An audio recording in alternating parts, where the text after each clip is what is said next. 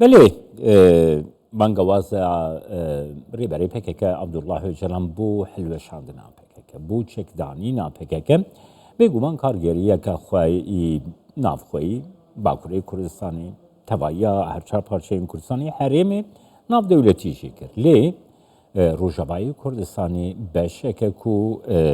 کارگریه وی پیامی ممکنه گلک باندوری لروجابای کردستانی بکن هر وها هم پرسیندن گریدای روشا روجاوای کردستانی اندام کمیته پیوندین در وی انکس ابراهیم بیرو لاستودیو کردستان 24 میوانی منه بخیراتی که ابراهیم خیر بسا که ابراهیم امجی پیاما عبدالله جلال تسبیح بکن انکس پیشوازی وی پیامی کر وی بانگوازی کر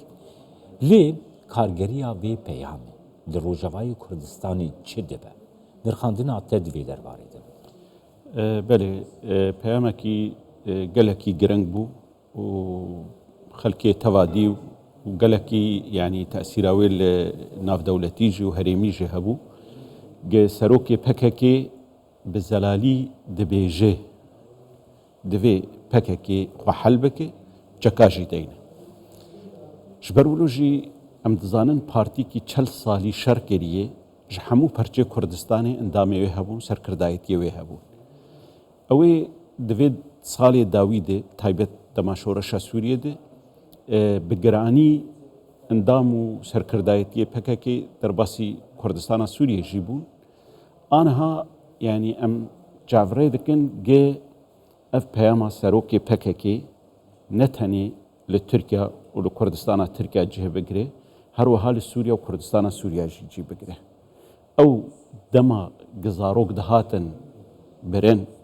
دما تندو تجیه دما تهدیدا بچکه اوایا گرک لپاش خو بهیلن جبر امتزانن یعنی پارتیه لدورها پککی لسر عینی سیستمی هاتبون آوا کرن ایرو وقتی پککی نمینه دوی اف پارتیانا جه عبرتکی جه بگرن قاربن بش وی کاری تنتوجی و برنازا روکا و کولانا خندقا وان مثلانا هنکی لسر ملت کرد کم بکن كي ابراهيم نها جهي داخويانيا مظلوم عبدي مظلوم عبدي بيجي يعني بانغا PKK جبو حسد درباس نامي بانغا جو عبد الله نه بانغا PKK بانغا عبد الله جلان كوكري جبو حسد درباس نامي افيك جخود پیامی ده نهاتیه بناف کرن تشتکی وصل لی پیفداری اک پارتی عمر چلیکی رو دبیجه دوی اف بانگ گوازی جبو پیاده یپگه حسد جی در باز ببر وی درباره دگر کارگریاوی چی دبه گر تو بنرخینه آنها نماهات خواندن راستی بحثا حسد نکریه بله لی مجی کنگرا روزنامه‌وانی یا سروکی قصده من شوپان اویجی تاکید کرد گو بهت یعنی نامک جرجی هاتیه و او زانی بو گه بری اف نامه بخواندن هایوان جه بو نامک جسروکی پکه جی جر هات بو یا دن راست یعنی سروکی قصده گوت ایما لما ناگره او نامه لید کنگره خوی روزنامه‌وانی ده گلک تشتی بالکیش گوتن او عینی او تشتی گه 10 ساله ده ام دبیجن بزلالی گوت گو ایدی لرقا لدیر زوری و خلق ری و بریا خو بکن ایدی لدولت سوری نه و آلیکی لشکری هبه یعنی گلک آخافتن کر یکسر اوی نامه تأثیر کریه يعني افيكتي وي واتي كو نامه که تایبت کو اجلام بو حسده هنارتی و حسده جی ایرو جی بجی دکی وی نامه ام نزان ناوروکا وی چی لی اخافتنی سروکی حسده دیار بو گوهرتنه کی دسپیده که او گوتنه گبری نها دو گوتن يعني باكورو روجهلات سوريا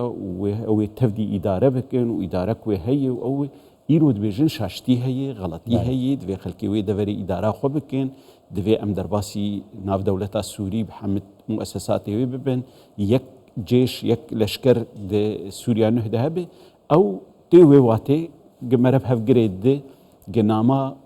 ji serokê PKK gihayê Hesedê navaroka wê hin tiştê wilo tê hene. تێگەهشتن باشە خەباتە سیاسی کەکێ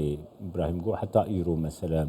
لە ڕۆژاوای کوردستانی خەباتە سیاسیژی هەنێکی ئالۆز بوو یعنیش دەروێیە هەسەدە و پەیەدە و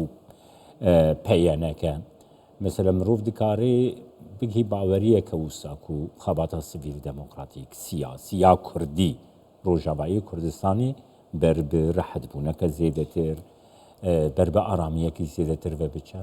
Ev hinek kar jêr divê ji xwe bêguman aniha danûstendin hene yanî di nav گەرد تما ئاگاهدار بکەی سەروێش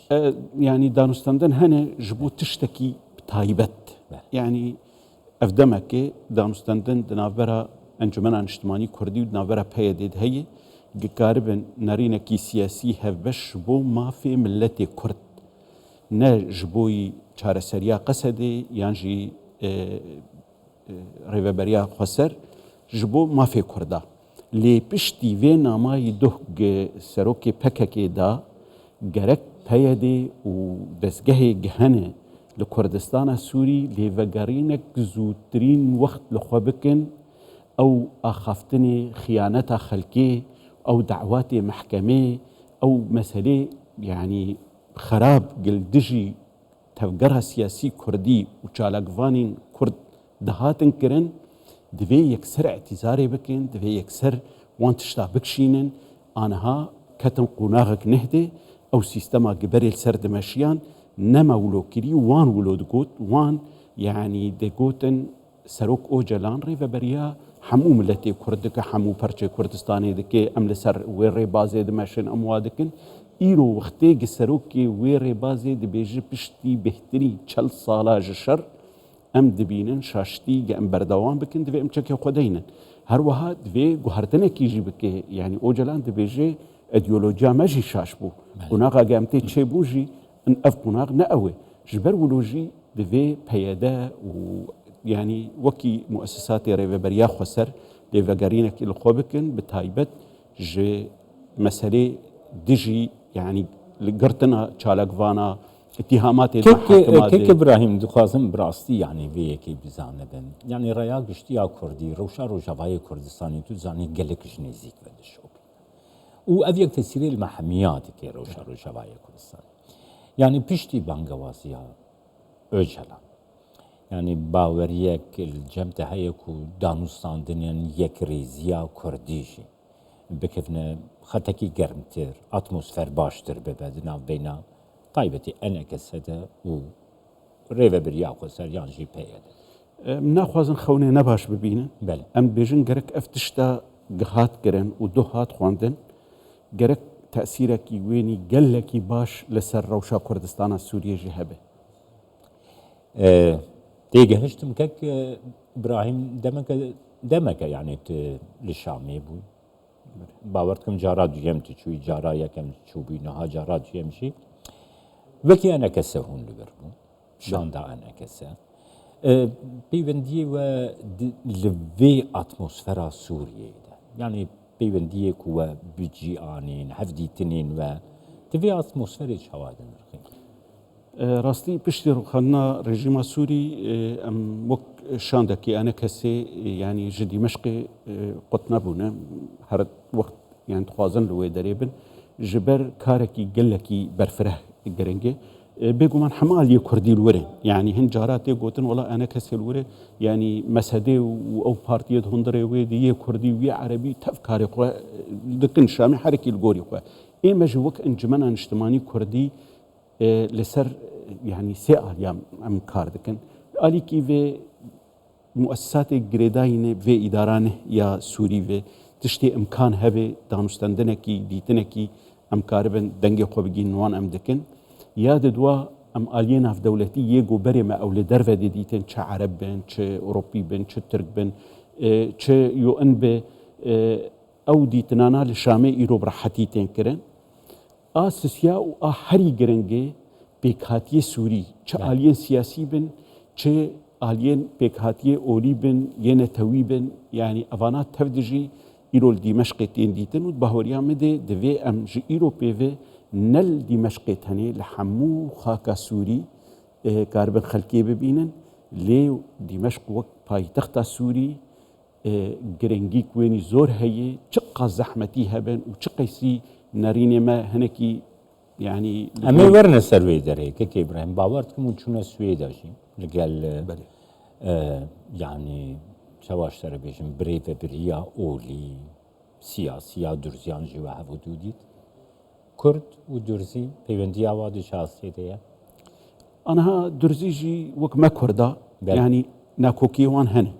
ما آلية أولي جديدن ما آلية جواكي جديدن ما آلية سياسي جديدن ناريني وان كم زيدا ليه أذكارم بيجم تشتهي بش مترسيك هي يعني مترسيك شبهش روجا سوريا هي حربك هاتيك دي سوري دي تبع عربي سناجي مترسي للجموان هي درزي بفي خالد بالتوايد بينن مترسي هي ليه هن جوان دبينن جي او تشتي كتي دسكفتي دستي وان دي بيشتر ببن وباشتر ببن وبهتر فرحتر ببن هنك جيد بينن انه جرك لجريداي بن بنافن ديفي بشامي في لي بتواي يعني تشالك فانن سياسة مداري وان واولداري وان جي هنكي يعني باش بيرورن بكاري خوده نزیکاهیا اف دستلاتا و گوهیس يعني بقشتي لقال كردان بطايبتيجي لقال أنا كسا شاويا كي حتى فيكي ليكي يعني ما تهولدان نكرني جاموك أنا كسي تاني بازاركي بفي إداري ربكن بل جبر يعني وقت نزيكي سيمها تشيبوي دناف دي دانستندن كي كردي هي ما خابن اف دانستندن قل كي تاخير بو جبر خلق لبندا ما نامينن دوي ام كاربن كاغتا خول سر ما سيدين ام بالزلالي بيجن ام تشج في ولاتي تخوازن ايرو سيستمك لشامي هي ايرو خلقك هي ايرو احمد الشرع سروكاتيا سوري دكي دوي ام في واقع دانستندن بكن ام خبيه لان باش انه خلق بين البرم افقارون وما في مبدن ما راسته ام دبينن الينا في دولتي تفدي جيد خوازن دفي حمي بيكات هبن دفي كرت هبن دفي او هبن افتني تيريناكي يعني خلق سوري واداراجي ايرو للشامي هي دفي زوترين وقت ام وكرت بالزلالي كرتا بهيش خود استيوده كي ابراهيم اف يكريز ياغو هم بكن دبي كرتا هري بهيس كونغريا ديالوغان الاجتماعية سوري شما بانجي أنا كسنك اوان تو آلية سياسي دعوتنا كرن وافتشتكي قلكي خرابة يعني جبو بشروجة سوريا جي سوريا دولتك بري 6 صالي بري 7 صالي وقتها كيتياد ناف سوريا ومصر تشيبو تفكرك سياسي قلك قرط لسوريا هبو راسته حزبها بعثوا اسد وكريخوا يعني حتى سياسي هنا كي تنذكرن لإيرو أفدا سلاطة نول الشامي وقت ترسكي آليين سياسي منافسة بكن أو بكن آلية سياسي وقت بيك هاتجي نكورد ندرزي نعلوي بتايبت حركس وكسانا هاتو بخواستن جبلي ولوجي وخواندنا وانج خلقير قالك غلطي قالك شاشي دوقتكي طنده بناف شاندبون أو نافاناجي دعوه هبون هر کس سکار بیجه از هاتبون و خواندن لی داویجی گلک خلق حاضر نبون و گلک خلقی کی گنه هاتبون و خواندن جی حاضر بون كيكي ابراهيم يعني تتزاني لسر روشا سوريا طيبتي جي اف بروسيا قنها سوريا جي در باستي نها درزي جي يعني دناف مطرسية كيدنا علويت ناف مطرسية كيدنا كريستيان دناف مطرسية كرد دناف مطرسية اشترى بيجم يعني السنة بخد ناف مطرسية دنا قالوا اف دسلاتا وجهيز بخو جمطرسيا خو حركتي وصادك يعني او بخد ناف مطرسية دي جبر بيك يا حركتي وصادك انا او بهتر بسياستها درف هداكتنا جبر دستقلك دولتات دريجي نافا سوريا دبي تش امريكا تش اوروبا تش دولتين هريمي عربي يعني او دخوازه بهتر درف رازي بكي وقتی که لهندر سوریه و نگاره اف پیک هاتیه که تهجمارتن و بهتر جولو جهانه